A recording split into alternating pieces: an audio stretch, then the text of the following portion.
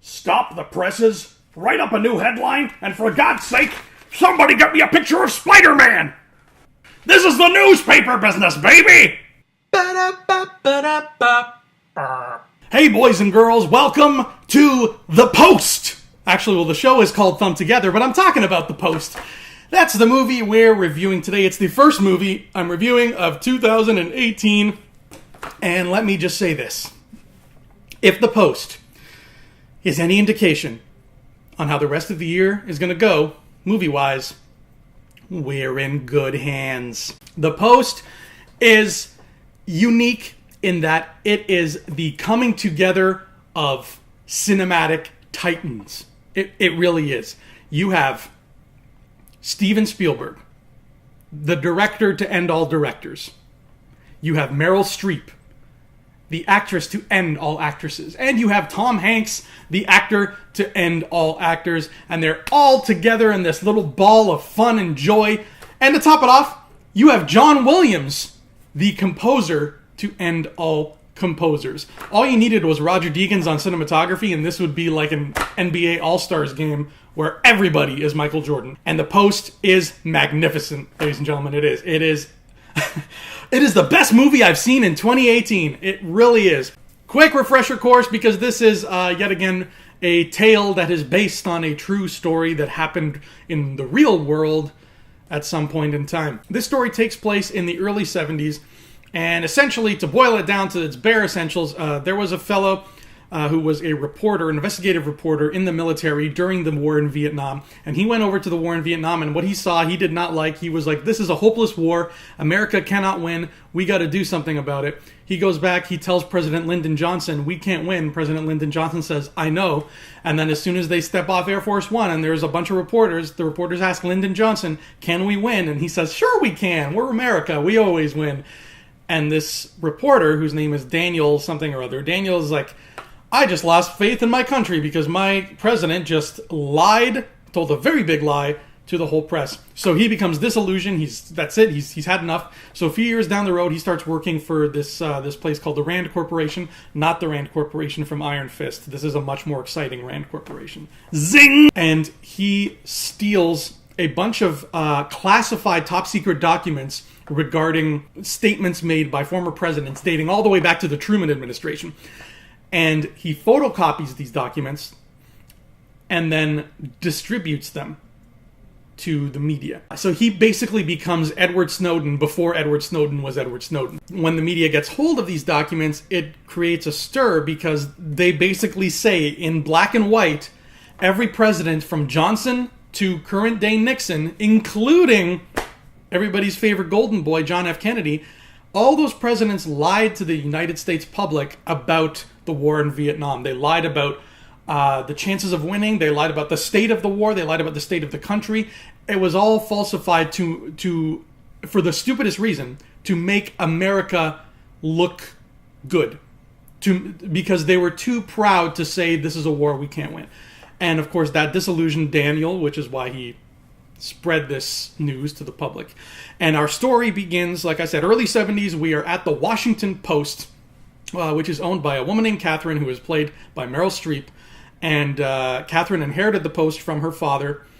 And this was at a time, early 70s, women don't inherit Fortune 500 companies. I don't know if the Post is a Fortune 500 company, but I would assume it is. You have a fortune if you own that company. Women don't generally sit in the boardroom in these days. And the men surrounding Catherine make it very clear that they're not thrilled about the idea that a woman is sitting in this boardroom. With the exception of a few men, one of whom, Benjamin Bradley, is played by the delightful, always charming Mr. Tom Hanks. Tom Hanks is a high-ranking member of the Washington Post. Even though Catherine is editor-in-chief, I think he's just a few, clicks down below her. So he's high up there enough that he has a good friendship, a good rapport with Catherine. And the two of them, they come from upper-class, privileged society. They live out near Martha's Vineyard. They vacation on Chesapeake Bay. These two people, they make a note early on in the movie to tell us they have been close family friends with the likes of John F. Kennedy, with the likes of Richard Nixon, etc., etc. They are in the loop with the White House, with the administration, to the point where Tom Hanks and his wife would go and sit by the pool with Jack Kennedy and Jackie Onassis. Like, that was just how life was back then. For them, anyway. So this news gets out that the presidency has been lying since Lyndon Johnson's administration. And what happens? The New York Times prints this news immediately. They stop the presses, they change everything, they slap together a new paper and they send it out. And what happens? The White House, Richard Nixon's administration, destroys their free speech by saying, you have to retract everything you just said about my administration, or I will sue you and you can never print another newspaper again. And the New York Times is stuck between a rock and a hard place. Like, God, what the hell do we do? They're entangled in this legal red tape and everything, and it's a big mess. And then these papers, with all this info, with all this very damning evidence, gets dropped off at the Washington Post. And now Catherine and Ben have to make the decision. Do we publish this? Do we risk legal action from the White House, from Nixon, who is known to be a ruthless human being? Or do we just stay quiet? Because we saw what happened to the New York Times. And if that happened to them, that can definitely happen to us. And that is where the drama of the Post comes from. Everything is entangled within these two characters, particularly Catherine, Meryl Streep's character, and how she's dealing with running this company. And her character was fantastic. It was because she, like I said, she inherited the Post from her father. It's her family company. However, because in those days, women didn't own companies, what happened was her father didn't give the Post to her. He gave it to her husband. Somebody he's not even related to. He's like, you're my daughter's husband. I'm giving you my newspaper company because you're a man. So her husband was taking care of things up until he committed suicide a few years prior to when the movie begins.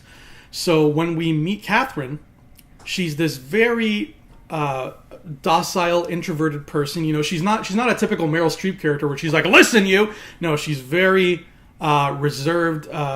She's not. Her arc in this movie involves finding her courage because she's not a very courageous person on the outset. So she inherited this company from her father secondhand through her husband, which is already kind of a... It kind of hurts your self-esteem a little bit when you have to inherit your own family company through somebody you married. But that was how the times were, unfortunately, and she had to kind of be a woman in a man's world. And now she has the company, and the high-ranking men at the Post are not 100% pleased with it, even though they are friends of hers and they've known her for a long time. They're like, Catherine, maybe you should leave this to the professionals, you know? And she's just like, I am a professional. Even more importantly is because the newspaper has been sort of experiencing some highs and lows in terms of sales, she is at the point where she's about to go public. She's about to make the Washington Post a publicly traded company. She has a shareholders meeting. Everything looks like it's going well. They tell her, you know, you have 1 week after the contract is signed. If nothing crazy happens in that week that could be devastating to the company, then yes, we will go public and your financial problems will be out of the way. So that would be a huge relief on her chest. She's like, all I have to do is last, a week from Tuesday, everything will be fine. What could happen? It's a newspaper company. Except what happens? They get damning evidence on the presidency dating back to Truman. So now she's like, if I publish this horrible information and the White House comes down on me with all their wrath and all their fury, that absolutely constitutes terrible emergency scenarios that could null and void all my shareholders' contracts. And what do you know? I'm back at square one with nothing. So the choice of publishing the information and not publishing the information, which, like I said, makes up the crux of this movie, is so... it's not an easy choice. It is so infuriatingly difficult for Catherine to make this decision.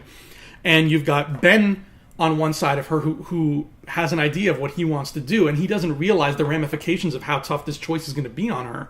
And you've got all her other the high-ranking members of the Post who have their own opinion. And that's the movie. Like, if anybody can take a story about newspapers and publishing a story in a newspaper and make it freaking exciting and riveting and suspenseful, Steven Spielberg is the one to do it, and he does it.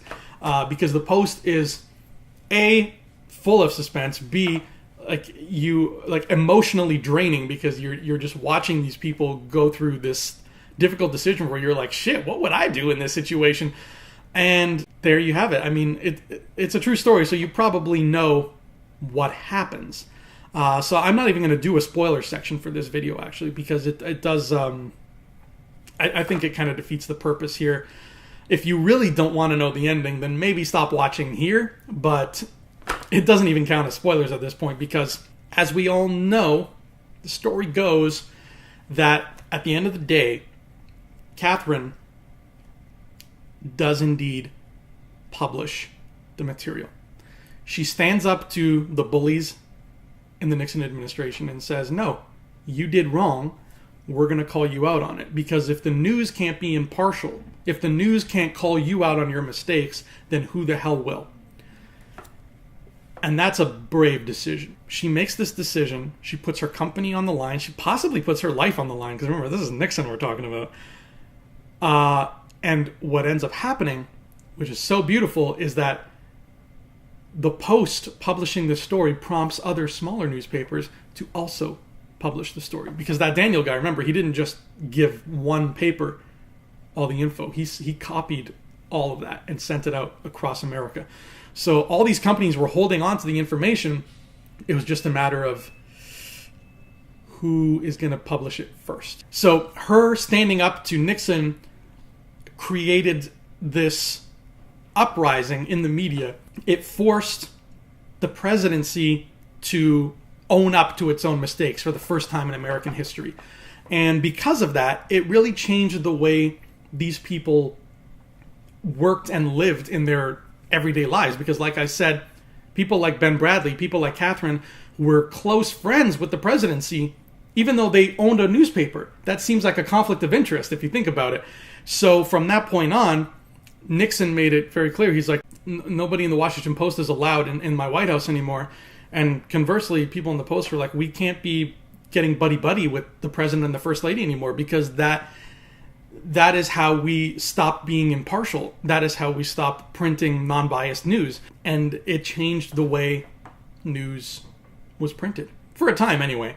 Then Fox News came out, and all that went down the crapper. Hey! Regardless, that is the Post. Tom Hanks does a stupendous job. He's fantastic as always. Meryl Streep, ditto, fantastic as always. John Williams' music was on point. There wasn't a whole lot of it. This was more of a quiet movie, so you didn't have a lot of score in the background, but when you did, magnifique. Bob Odenkirk is in this as well. He is the reporter in the Post who was friends with that Daniel guy back in the day, so he's the one who kind of calls him up and is like, I think you did this, right? You leaked this. And through Daniel, Bob Odenkirk is the one who gets the papers and brings it back to the Post and says, look what we got. I just think it was such a special occasion to finally see Tom Hanks and Meryl Streep on screen together, because we haven't seen that.